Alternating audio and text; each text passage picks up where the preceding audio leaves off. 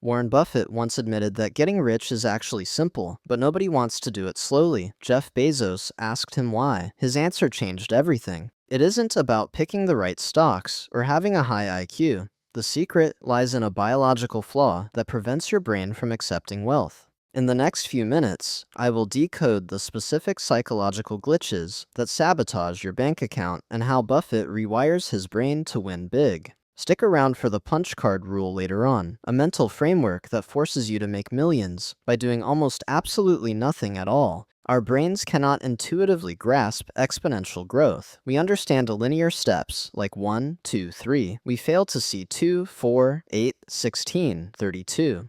Buffett made 99% of his wealth after his 50th birthday. That is the boring reality. He just waited longer than everyone else was willing to. Most people interrupt the compounding process unnecessarily. They dig up the seed to check if it is growing, which ultimately kills the plant every time. This leads to the terrifying activity bias. We feel productive only when we are trading, clicking, or moving money. Buffett calls this financial suicide in disguise. Remember that conversation with Bezos? Buffett told him, "Because nobody wants to get rich slowly. Speed is actually the enemy of massive, life-changing accumulation." Now visualize a baseball batter waiting for a pitch. Most investors swing at everything. Buffett waits for days, years even, for the perfect fat pitch.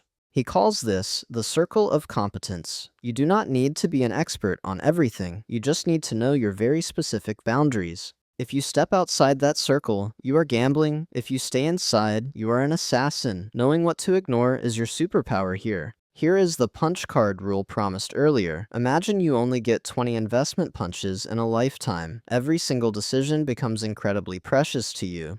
You would research deeply. You would never gamble. You would go big on high conviction plays. This scarcity mindset forces elite-level decision-making instantly. But then comes the dopamine trap. Your neighbor buys a crypto coin and makes a quick fortune. Envy triggers your brain's fight or flight response immediately. Buffett ignores the scoreboard. He ignores the crowd. He treats the stock market like a manic-depressive business partner he calls Mr. Market every single day.